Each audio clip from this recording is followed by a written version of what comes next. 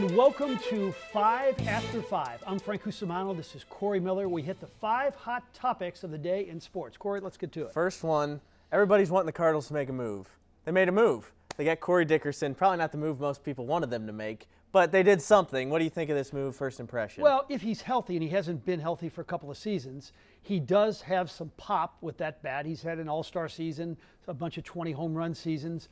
I don't know what this does to Lars Nootbaar's spot, and maybe, we still don't know yet about the extra roster spot, but look, it's better than doing nothing, and we'll see. They have set a record, by the way, for signing the most unrecognizable pitchers over a short period in the history of baseball. 3 guys that nobody knew about, and you know what? They may turn out to be fun. Verhagen, Whitgren, and McAllister, don't exactly inspire a whole lot of confidence yet, but they're out there making a couple moves. I would like to have Corey Dickerson a couple years ago, I'll tell you that. Yeah, that version of him. He was a great player. Hopefully he can get some pop off the bench and DH spot. What are we talking about next here? Okay, still staying on the Cardinals, rotation health. Of course, it's spring training, so we're talking about a Cardinals pitcher getting hurt. Jack Flaherty is the most concerning at this point. Second opinion on the shoulder. What do you think? Well, usually when you get a second opinion, it's because you don't like the first opinion.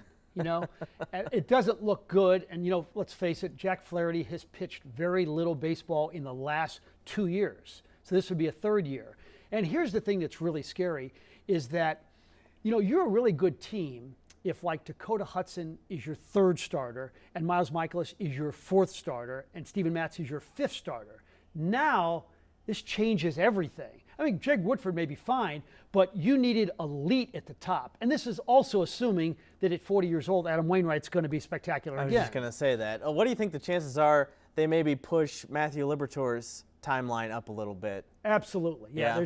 There's no doubt about it. And he's going to have to get some starts. You have to expedite the learning curve. He got better as the season progressed. Everybody loves his attitude. Everybody loves his ability. So you're right. He may be the new guy. Jordan Hicks might be another option. That it's a really interesting situation with him. I have no idea how he's going to be used. Yeah, I doubt if everything he's gone through for the last almost 3 years now, that you could say, okay, you're in the rotation, you're giving us 6 innings every 5th day. Yeah. Now, I will say this, John Mozeliak said this last year, that it may be better to gauge his health and to keep him healthy by having him only pick up a baseball and throw it every 5 days. But, boy, he can be elite. We know that. And this is what he's always wanted to do. Corey, you don't want to be a relief pitcher because they don't get big contracts. You want to be a starter and get this ridiculous money.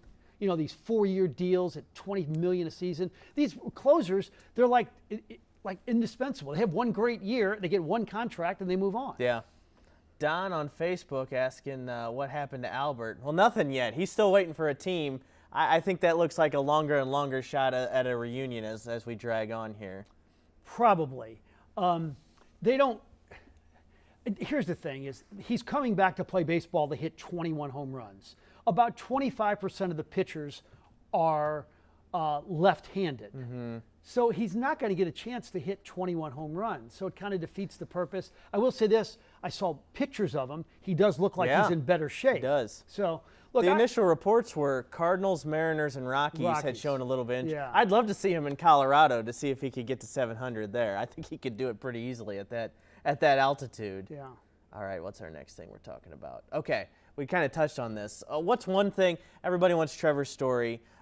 People have been talking about trade with the A's for Sean Manaea or maybe Frankie Montas. What's something you think the Cardinals have to do before the season starts? Well, I really wanted the Kyle Schwarber thing, but that's going to Philadelphia. Well, I don't know. That money, he got a heck of a contract. I don't know if I would have wanted him to spend that much money. It's not your money. I mean, what's the difference if the DeWitt grandchildren have a little less money in their trust fund? Do you have a problem with that? I don't have a problem with that. I think they're going to be okay. Gosh, I'd still love a bat. But now, look, if Jack Flaherty's not pitching, then you have to find the best available starting pitcher. Yeah. That's the biggest problem. Do you realize, like, Milwaukee's first 3, how we match up against them without a healthy Jack Flaherty? That's not good. All the projections love Milwaukee, have them winning like 15 more games than the Cardinals. That's just the projections, but they see the same things we're seeing. And they picked up a bat, too. That was the dent in their armor. Yeah. And McCutchen at this stage, maybe he's not a dynamic outfielder anymore, but he hit for some power last year. I think 26, 27 home runs. He's an upgrade for them. Okay, getting off baseball a little bit.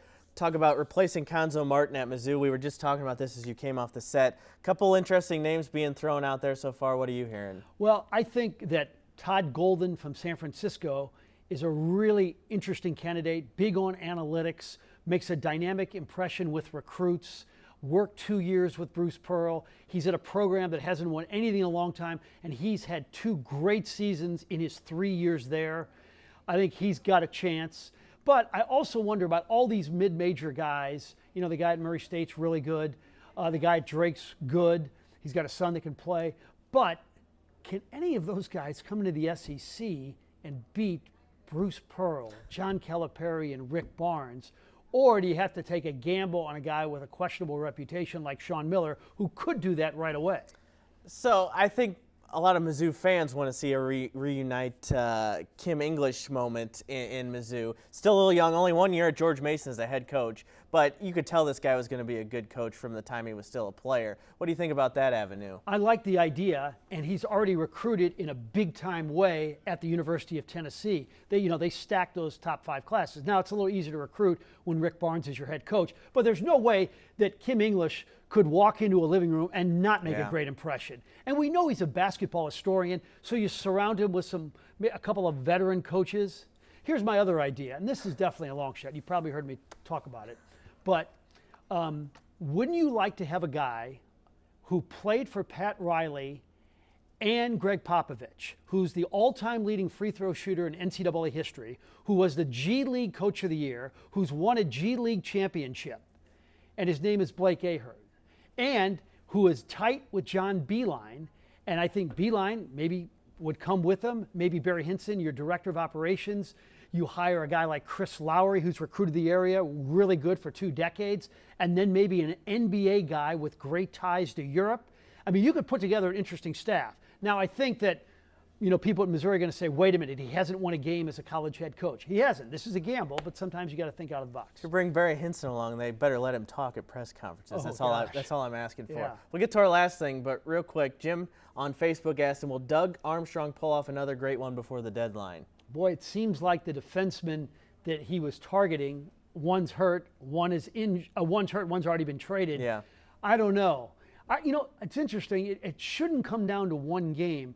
But here's my take, Corey, is if they play a really good game against the great Pittsburgh Penguins tonight, which with Buchnevich back and Thomas coming back soon, and let's just say Ville Husso stands on his head, I don't know, I think maybe Doug Armstrong is going to say, let's roll with these guys. Yeah, we'll see. But if they get blitzkrieged, 5-0, something like that, it's unbelievable it could come down to one game. Let's talk about last thing on 5 for 5. March Madness kicks off. Well, we had the first 4 over the past couple of days. Today's the first day of the round of 64. One of my favorite times of the year. What's your Final 4 look like? I like Gonzaga because they have a second-team All-American who's not even their best player. Drew Timme is not their best player. It's Chet Holmgren, the most interesting 7-footer As we sit here, they were seen. having a tough time with Georgia State. I think they pulled away right before we got onto the set. I think they'll be okay. And I hate to say it. I know you will hate that I say this, but I think Kansas is pretty flawless. Yeah. They got great size. Excuse Bless me. you. And they have great size, and they're well coached. I think it's going to be a Kansas-Gonzaga final. I'd love to see Illinois come out of there. Arizona's going to be tough. Arizona's my pick. And then, it's a bad idea to pick 2 Big Ten teams because the Big Ten hasn't had a national champion since Michigan State. State. Purdue? I like Purdue. So do I. Yeah. Ivy's a heck of a player, and they got that. Zach Edey. Oh, my gosh. Ooh. And then Trayvon Williams, the backup center, who's going to be drafted by the NBA. They're fun to watch. They have Stefanovic, the shooter. They don't defend as well, but, boy, I do like Matt Painter, too. So. Definitely going to be seeing some madness over the next couple of days. Okay, everybody, thanks for tuning in for 5 for 5 on Thursday. Have a great rest of your week.